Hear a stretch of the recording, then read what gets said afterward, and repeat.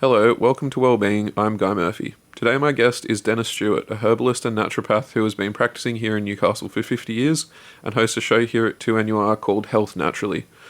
A Hall of Fame inductee to the Australian Traditional Medicine Society, Denis established and taught the first ever full-time program in herbal medicine in Australia and is widely revered as the Godfather of Australian Herbalism. Thank you for joining me on the show today, Denis. It's my pleasure, Guy. Nice to be with you. So to start off, what drew you to herbalism and naturopathy? Oh, that's a very good question, but I think it has a lot to do with my personality, my perhaps radical streak, and my being a child of that era when a lot of conventional ideas and practices, particularly in politics and medicine, were being tossed about. And I have no problem in saying that I probably could be seen as a child of the counterculture, where everything was questioned, including medicine, which I considered to be pretty well the domain of North Shore graduates. That's going a bit over the top, and a system that I believed was perhaps monopolistic. That was a bit hard, I guess, but was relegating other systems of medicine to the area of folklore and irrelevance. I rejected that attitude that seemed to dominate that period of time in the 70s and a bit later, and naturally became oriented towards the medical side of radicalism, if you want to call it that, and saw herbalism and naturopathy being two of the so-called alternative ways of addressing health problems, and naturally gravitated towards it. Fantastic. So it was born out of a sort of a natural curiosity for perhaps different explanations and that sort of thing. I think it was. It was very much consistent with the era of my younger days, put it that way, the radical period of time that took place all over Western society, largely associated with the Vietnam War and the social questioning that took place within that and after it, and the questioning of all things conventional was something that attracted me, subsequently led me to political studies as well as health studies. Interesting, okay. And what well-being principles do you advocate for in your books, lectures and appearances? Well, the well-being principles are pretty simple. That's basically a sensible lifestyle, sensible eating, not being caught up with all the advertising pertaining to miracle foods or fast foods, just an ordinary, healthy diet based on some traditional principles which have always motivated me, traditional principles such as purity of food, organic when one can obtain it and when one can afford it these days. Look, nothing very fancy. I think that even a lot of practitioners seek to turn naturopathy in particular into some sort of pursuit for idealism. That's nonsense. Good, healthy, sound diet, plenty of wholesome food, not too much emphasis on flesh foods. I was very much an early vegetarian. I'm not that now, but very much influenced by it.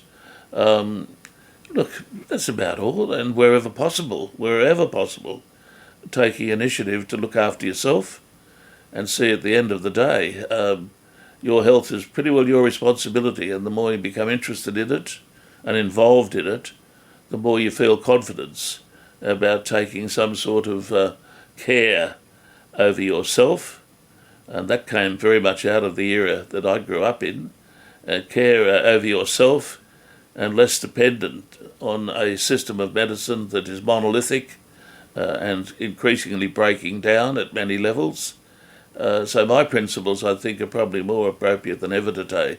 Begin to look after yourself, wherever possible, eat clean food, increasingly grow your own food, as I did in the early days and still do a bit of it now, and don't see your health and wellness being structured around a state-run medical system that is breaking the country, that is full of health professionals who are structured into a system that not always, in my opinion, gives the person presenting the results and care that the person requires. Get used to looking after yourself. That's the message that I bring. It's what I started with, and I still maintain that. Right. So it's a simple yet profound philosophy. I'm wondering as well, what prompted you to discontinue being a vegetarian? Look, I would not say I've discontinued it. I'm saying that I'm not what one would call the best representative of vegetarianism, although I consider it to be a well-proven option, particularly for promotion of health and the maintenance of health. But in the world in which I live and move around many places, it became a little bit difficult to adhere to the principle, so I broadened it, and I'm much more these days what one would call a modified vegetarian, with a very good wife who's a very good cook, who can cook very good food along the lines that I'm talking about. But we perhaps these days eat a lot more fish and seafood than we've ever done. Eat a little bit of red meat, not a lot. I believe red meat can present health problems in some people. I don't put it down at all, far from it. But I think it was the reality that vegetarianism is a great lifestyle and a great health promotional tool, and has helped many people break through disease, including myself. But in the world in which we live today, it's not that easy to maintain its principles as it was when I started. That's my opinion anyway. Okay. In terms of, you've mentioned that you sort of advocate for a vegetarian diet. In terms of its efficacy, does that come down to individual differences and what works for, people on the individual level? Or look, I think it does. What I mean, vegetarianism is useful for some people. It wouldn't be useful if you were an Eskimo living in the in the Iceland environment. There you'd have one food to live on, and that would be whale and blubber. It is a useful diet where the environment promotes it, where the lifestyle would promote it, and where there is perhaps a need to experiment with it to break out of some of the addiction that we increasingly have on the Western food chain, with its accelerated dependence on packages, fast food, food away from home increasingly. It has its role to play, but it's becoming difficult, I would put to you, unless you are, as many people are, particularly younger people these days, who are leaving suburbia, A, because they can't afford to live in it any longer, and B, seek to retreat to regional areas where it is possible to even contemplate growing a bit of your own food, because you actually have a backyard in the regional areas, which are being lost where we are. Absolutely.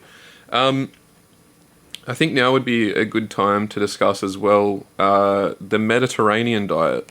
Yes.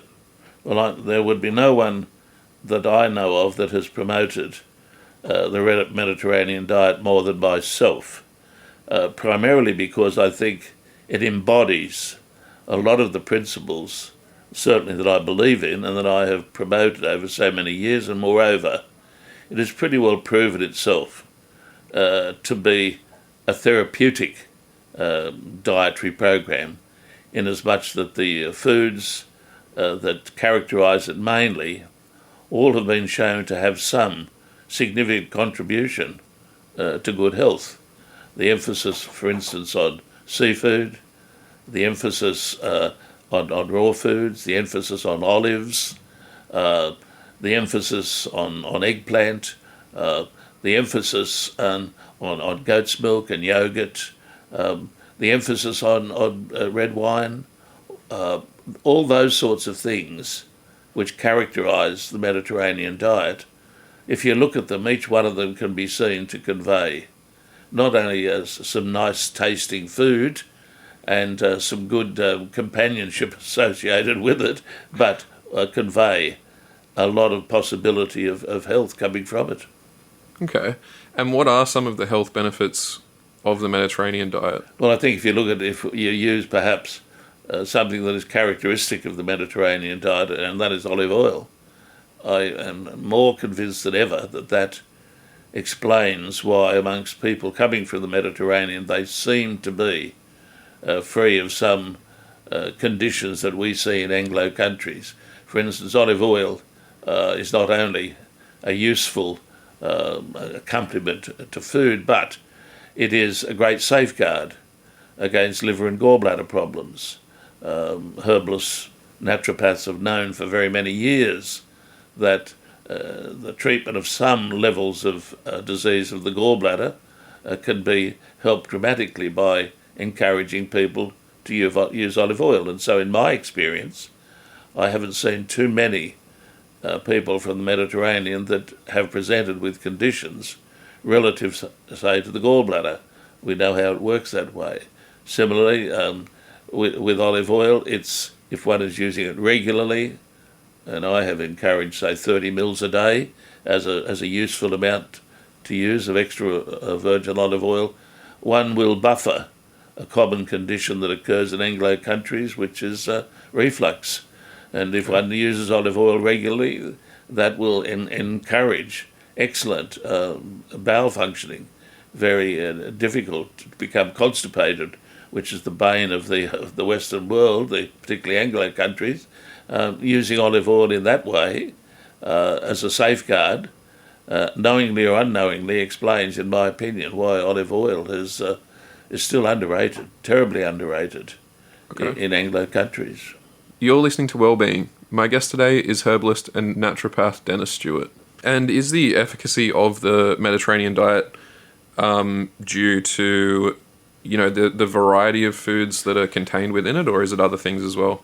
Oh, look, I think the Mediterranean diet is a good, general, principled diet. But I think to play it and see it as the explanation entirely as to the health profile of so many Mediterranean people that are living in very original ways, and there are a few people living original ways, and some of the Greek islands, I think you have to be cautious that you don't just see their good health as being associated just with what's called the Mediterranean diet. It's more than that. It's the environment. It's the culture. Okay. It's the stressless life, so to speak. It's a regard for tradition, which has largely been lost in Anglo countries, which are now in a terrible mess because of a loss of tradition. But the loss of their culture, our culture, and the maintenance of traditional cultures, the stable nature of the society in which many exponents of the Mediterranean diet live, all those things contribute to perhaps explaining a better health profile from some people that use the Mediterranean diet, raised on it, live on it, but use it in the context of a whole environmental factor and cultural factor that accelerates or enhances or sustains its benefit. Okay. And you mentioned living originally. What does that mean exactly? Is that kind of a reference to that sort of holistic? Yeah, well, I think it's a good example of this is that I occasionally have mentioned it, of a Greek American, a chap that went from the Greek islands went to America to make his fortune, which he did. But late in his life, when he'd made his fortune and had his children, he was diagnosed with an advanced cancer and given a limited period of time, maximum of 6 months, and was encouraged to do what he had to do because time had run out. So he decided to retreat back to his own Greek village, and in the article, I think it was in the Reader's Digest, I should have kept it, he went back to his original village on one of the Greek islands, and before long he found himself saturated again with the lifestyle, the companionship, the dietary habits, the stressless environment, to the extent that he outlived his 6 months dramatically, and when interviewed by the journalist, was well into years beyond the prognosis that was given to him, even to the extent that he was growing his own vines to make his own wine. So what I'm talking about, getting back to a traditional culture and lifestyle in his way, or in his day, was possible. It's not always possible, particularly in our sort of culture, with our sort of background. But I guess what I'm saying is simplification, getting out of the rat race, not pursuing the dream that has been shown to be a fallacy, and realising that health at the end of it is not having a mortgage around your neck for the rest of your life and a broken relationship and kids will run away in any case, but to slow down, look at the simple things of life, grow a bit of your own tucker, drink a bit of good wine, have a good basic philosophy. I'm a practicing Christian, so that helps. All those things, to me, explain why some cultures do better, particularly when a diet like the Mediterranean diet is part and parcel of it. Okay, it seems like a core belief of yours is that it's about living a simpler, for lack of a better word, perhaps a simpler, more stripped back lifestyle. Is that? Well, I think that's what my dear wife and myself started off living as a married couple, where we were very much, as I've said, influenced by the literature and the ideas and the companionship and the philosophy and some of the radicalism of the society at that stage, the alternative, objecting society, and it still lingers with us. One can't ever forget it. I acknowledge that it's increasingly difficult in a modern Anglo society to get back to that sort of lifestyle, but I'm of the opinion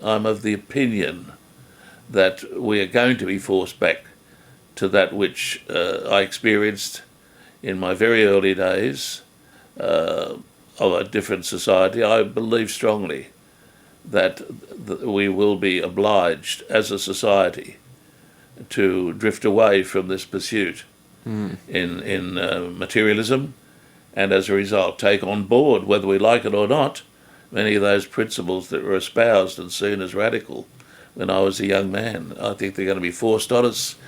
Anyone that thinks they won't be caught up with them, just look at the million or so jobs that AI is going to cause to occur very shortly. And that's not a prophecy, that's a projection that is very soundly based. People are going to have to look for not the 4 or 5 bedroom mansion, but something much simpler that they'll be able to afford and enjoy and not kill themselves trying to pay off the unpayable. Absolutely. And moving on to herbalism, what are some ways people can introduce herbalism to their lifestyle in order to promote well-being? Well, it's a pretty simple concept, just doing what has been done historically, even in Western society. If we look at the history of Western society, in the monasteries in particular, herbs were grown prolifically.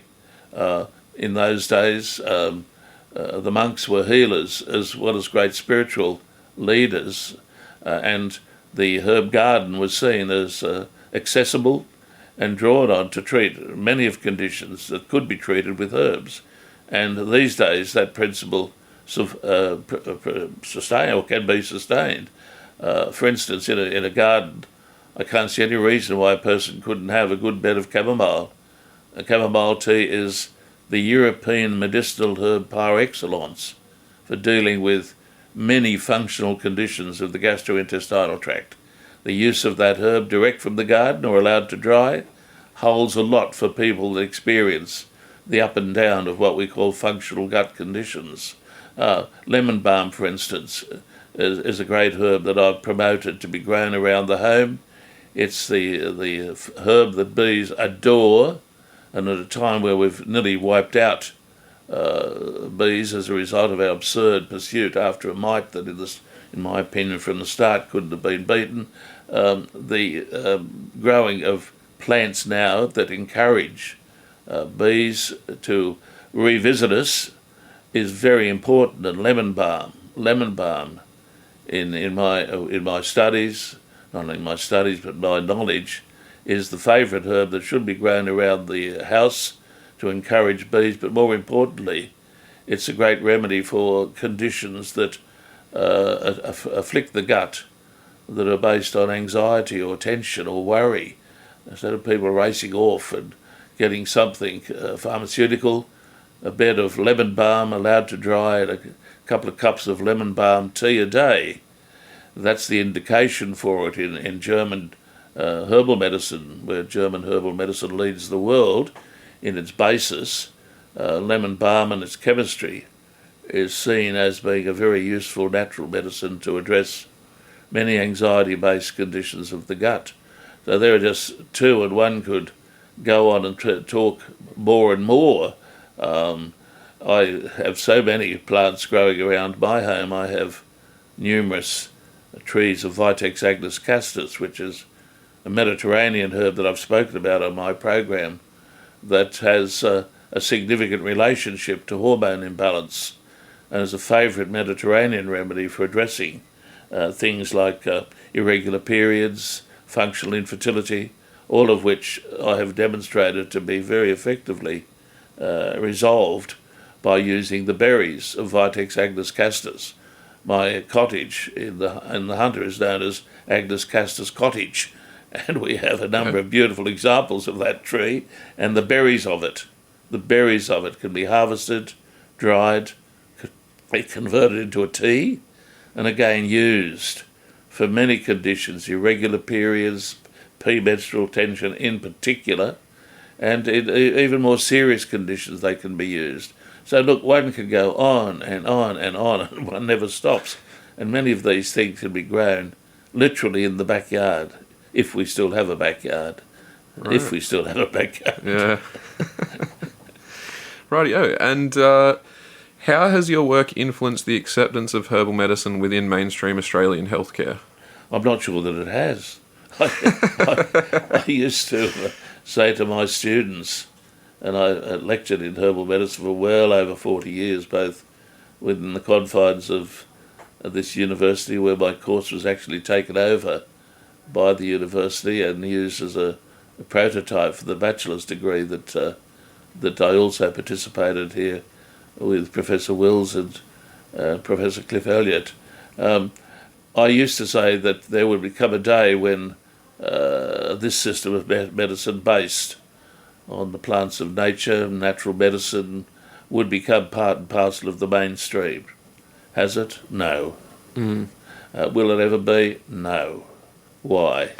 One doesn't have to look too far to see that Western medicine is based on large companies with shareholders who depend upon the ongoing development of new medications, whiz-bang drugs, which come and they go, frequently leaving in their wake horrendous consequences. No, I don't see it having a significant future.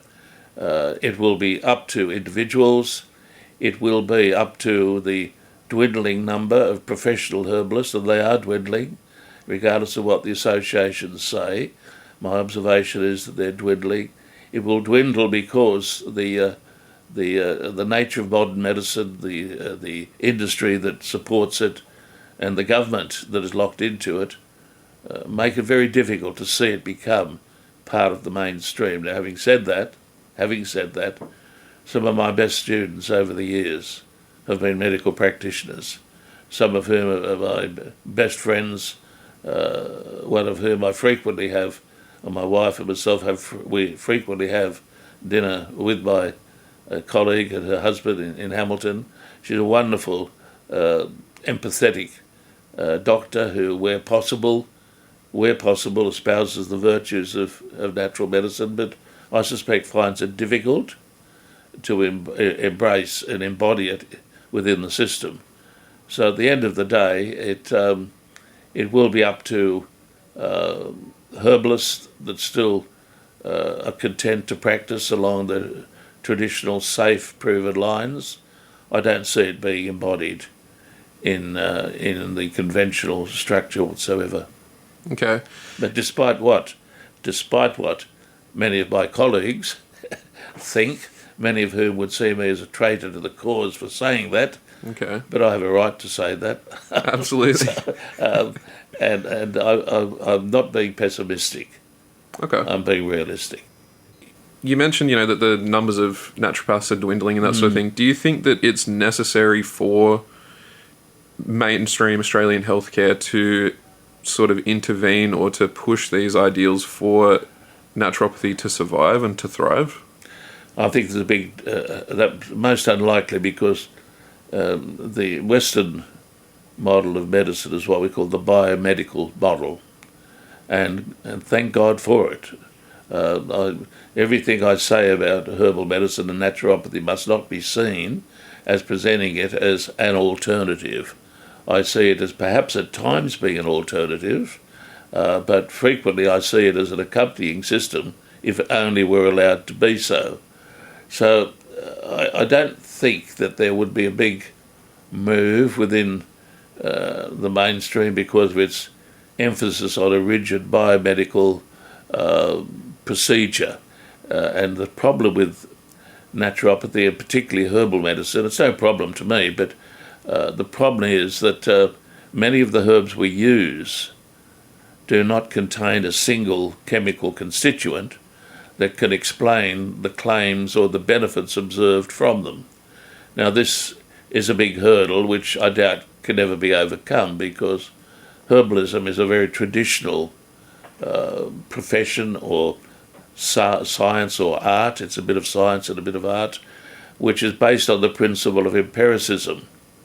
And empiricism basically means that I use herbs today which were used by the greats of the Greek and Roman culture in exactly the same way, and get or treat the same conditions and frequently get the same results. But as far as much in mainstream medicine would say, all that would be seen as just a placebo effect, that there was nothing in those herbs that could be seen to support the claims. Well, we know that a herb is a very diverse entity, and it doesn't just work on the principle of one chemical in it that can be isolated, which may or may not satisfy mainstream medicine. But the majority of the herbs that we're permitted by law to use, and the ones that we would only want to use, are safe and non-poisonous. They are too diverse in their chemistry to satisfy the rigid requirements of the biomedical model. I'm quite happy to be seen as a practitioner primarily of an empirical system, although it was my early teaching of pharmacognosy, that is, the active principles in herbs, to my students in a very elementary way that eventually saw that topic brought into teaching of herbal medicine wherever it's taught these days. So, yeah, that's the difference. I'm quite happy to be seen as an old-timer, a practitioner of the empirical system. Yeah. And I'll go that way till I die, I think. I just wanted to touch on, because you mentioned that you're thankful for this biomedical model that we've got in place. Do you think, in terms of pharmaceuticals, how important do you think they are? Do you think that most of these sorts of illnesses that are treated by pharmaceuticals, do you think that they could be treated alternatively exclusively by herbalism and naturopathy? I think there are some that lend themselves to it. It might surprise you when I say anyone that's studied the history of medications for the treatment of hypertension would know that one of the first medical or pharmaceuticals, as it would have been called, was in fact based on the herb Rauwolfia serpentina, and it was demonstrated to be efficacious. We know how it works, and we know how useful it is. And in my day, I can look back at quite a number of patients that I would have recommended them to, via their GP, this is going back probably 20, 30 years now, get hold of it from some of the pharmacists that would stock it. It was what was known then and still is in the literature, an S4 herb, which means it's prescription only, but it was a herb. And I've used it myself. It was claimed to have some side effects. If one studies the herb, those side effects only emerge when it is used in ridiculous dosages, or when one or more of its so-called alkaloids are isolated and prescribed on their own. The use of Rauwolfia serpentina still takes place in South Asian cultures. It's one herb which, without doubt, can treat. And this is my opinion. Many in the medical profession out there might raise their eyebrows. Well, probably haven't used Rauwolfia or know much about it, but it's a herb that could be used, in my opinion, to treat early, mild hypertension in the very low dosage that Dr. Rudolf Weiss talks about in his book on herbal medicine. Weiss was a great German medical practitioner, but like so many German medical practitioners, was well and truly aware of the uses of traditional herbs. And his book on herbal medicine I used as a text here, even in this town, to teach some pharmacists who studied with me.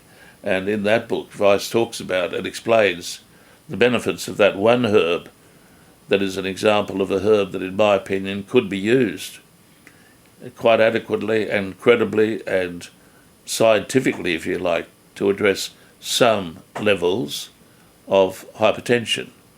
So that is one of many. There are some herbs which are called up also in the medical system but are not used, whereas in the past they were. We used to use a lot of what was called squill. Squill is called sea onion. It grows like an onion. But squill used to make up with another herb called ipecac a remarkable remedy that would address various forms of respiratory congestion. It was only a couple of generations ago, I suspect, certainly in my youth, pharmacists would be able to manufacture from their own stock that they would have in their dispensaries in those days preparations of efficacy based on squill, which is still called up in the older editions, the British Pharmaceutical Codex. It's another very, very good example. Foxglove is a good example of a herb which made its fame when there was no cure for what we might call, what used to be called dropsy, which is another term for referring to congestive cardiac failure. The use of ordinary peasants, or certainly farming people in Shropshire in the UK, the use of foxglove boiled up into a decoction was claimed to be useful for treating that condition, which is still common these days, but treated somewhat differently, albeit using foxglove. There was fortunately a British doctor who was not a know-all and decided to go and see what was happening. He observed what was happening and came back and began to use it himself, and hence foxglove became the medication in its various forms, which is still used to some degree in modern medicine today. Its botanical name is Digitalis lanata, and various preparations of Digitalis are still used medically to treat some cardiovascular conditions. There again, are there conditions that on their own can treat? Herbally can treat a condition competitively? I would say there's examples to support that. And the list would go on and on and on. But is it going to happen? No, because one comes back to the politics and economics of medicine. Yep. And my study of politics at university was a bit on the radical side, as it was on economics. And while ever that dominates this model, which it will forever, it makes it unlikely that there will be any real interest in natural drugs.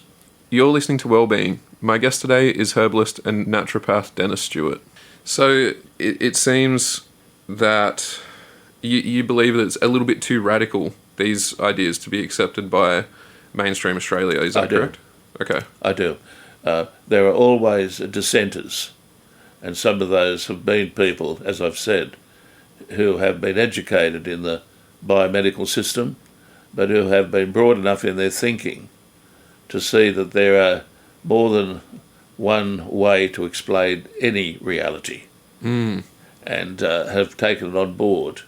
But we live at a time when that diversity of thinking is shrinking. Certainly, in my opinion, not being educated, even in places like this, and I'm allowed to say that because I'm not employed by the university, but the diversity of mind that came out of the counterculture was something unique, and anyone like myself that was there and experienced it.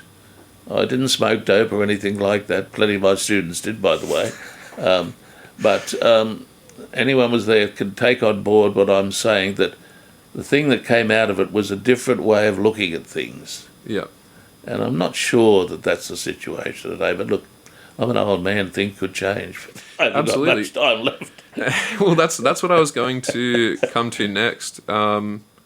Was what I'm hearing is that herbalism and naturopathy arose from that counterculture movement. I think it was always there. Now, to be fair, it was always there. Right. But what, if we like to use that term, counterculture, it emerged again from a period of being asleep. Yeah. There were always herbalists in Australia, albeit they practiced quietly. Some of them were even sued for practicing herbal medicine. In the UK, it was somewhat different. The UK had in the 1856, I think it was, the National Institute of Medical Herbalists was formed in the UK, and it still survives today and is a great organisation. I have a lot to do with it by its reading and teaching on it. It was always there, but it blossomed, I would say, at that period of time. Now, I'm not sure that blossoming has continued. There's certainly people, younger people in particular, that still hunt for meaning and direction in herbalism and naturopathy, because it embodies a worldview and a philosophy that needs to be embodied.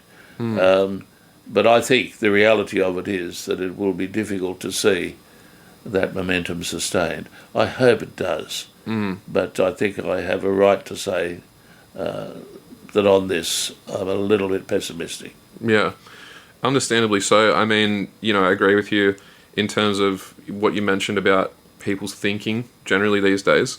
But do you think it's possible you mentioned that it came out of a time of being asleep. Do you think that it's possible again in the future for the same thing to happen and for people to reject these commonly accepted ideas and look for a more traditional approach? Well, I have again a pretty radical view on this. My view is that the heyday of Western affluence is coming to an end. And again, I regret that.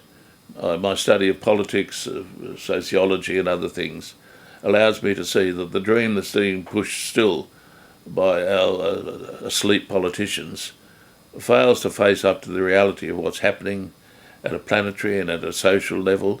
So my view is the cost of modern medicine will eventually outstrip the potential of government to sustain it, and will not be able to meet the expectations of people that have hitherto depended entirely on it. My view is there could well be a considerable change in the whole nature of Western society. Now, people out there are laughing at this because they've just signed up to a 5-bedroom home. But my view is that necessity will cause people to do what they did in the Great Depression. I can still remember the tales that my grandmother told me, and she was a mother of 9 kids growing up, or raising them in Stanford, Merthyr, in the coalfields. Okay. I'm proud to be a coalfields kid, by the way. I live up there, best part of the earth. Fantastic. And she told me of how necessity caused them to do things in order to survive. Yeah. Now, I pray to God that that will not happen again, but you'd be a fool to say that history is just an ongoing progressive entity. Marx preached that and was shown to be a fool. He said a lot of right things.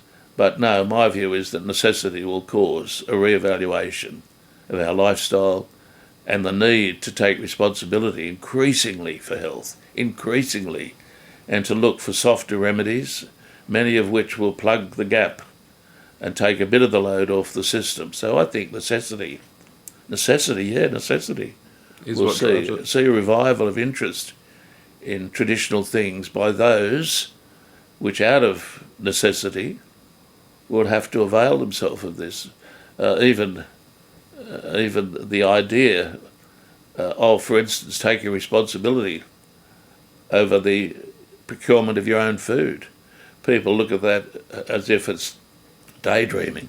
It isn't. My grandmother knew all about, in the backyard, they had backyards, of growing food in order to be able to feed a family.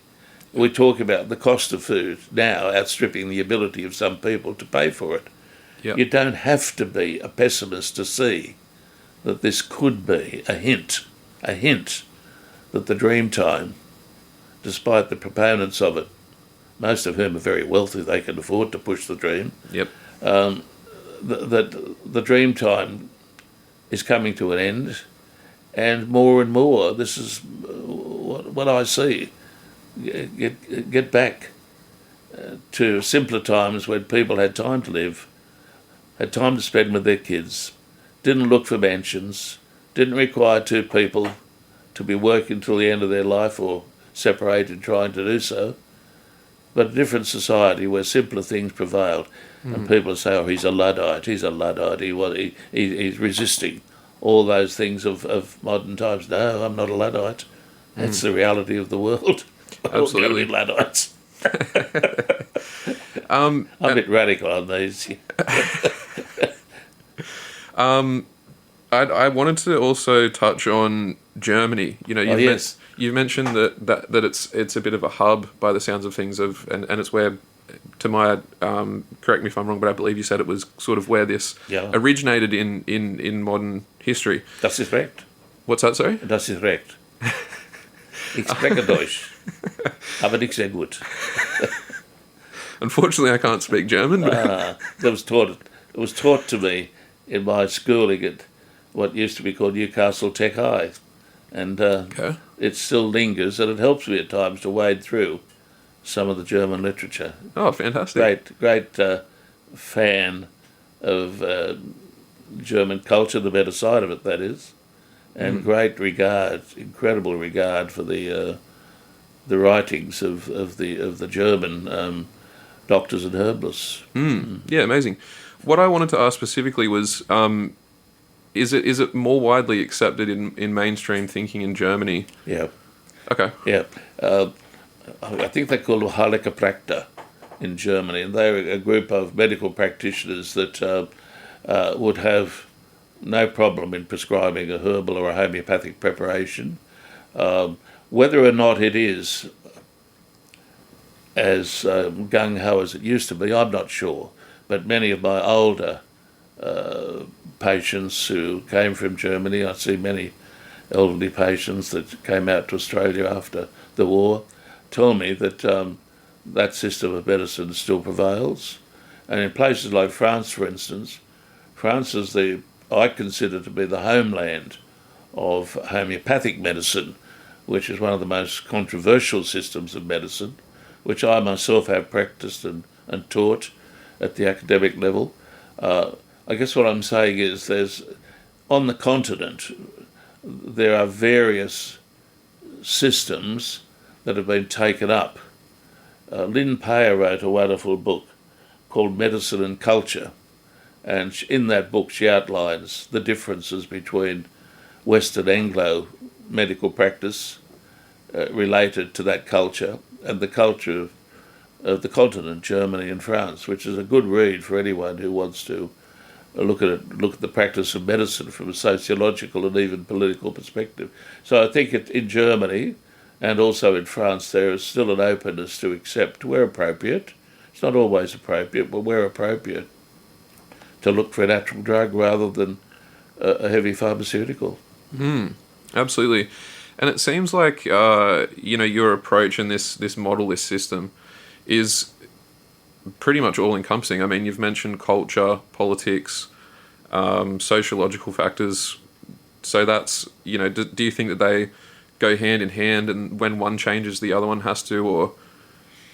This is where I think, unless medicine takes on board sociology, I did a subject at university on medical sociology, unless sociological factors are taken into account, unless even political factors, cultural factors are taken into account, in my opinion, the practice of medicine is lessened as a result of not embodying those factors. In practice, you have to even take into account the person's religion and know something about their faith, the nature of their faith, respect their faith.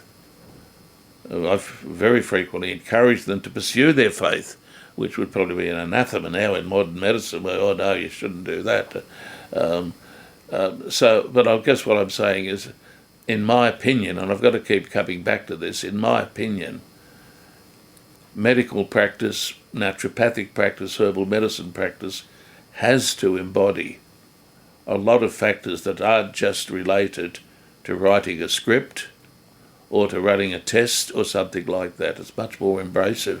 And as the younger doctors, I fear them, because the experience that you have to have in being able to practice any system of medicine, it's a lot, and everything today in our culture, even in the practice of medicine, is everything in a rush. So many graduates out there, and we've got to do that. That's only because of the nature of society we've created and the expectations of modern medicine. Look, a lot of things I've been saying are the thoughts that go through the head of an old man who's got a limited lifestyle left, but I would like to think that some of them could have a bit of interpretation on things. I think so. We're nearly out of time. There are so many things I still want to ask you about, but just to wrap up, I just want to ask about perhaps like a little bit of a summary. What are the most important aspects of this model and of your beliefs? And, moving forward, what can we do to keep this practice alive and to really, have a holistic approach to health?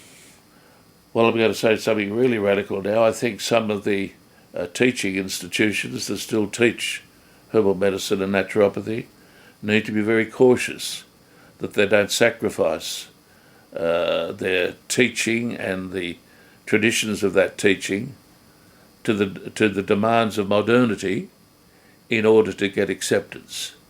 That's not a popular viewpoint, but in my opinion, the profession and the teaching of it is in its pursuit for registration or acceptance needs to be careful, I'll catch it that way, that it doesn't, in so doing, lose the very thing that attracted persons like myself to it so many years ago. Interesting. Well, it's been absolutely fascinating to talk to you, Denis. Thanks very much for coming on the show today. Oh, that's very kind of you to say that. You mightn't have a job after this. I dare say you will. We'll wait and see. My guest today was Denis Stewart. Thank you again for joining us on the show today, Denis. Thank you for listening. I'm Guy Murphy, and all of us at Wellbeing wish you well.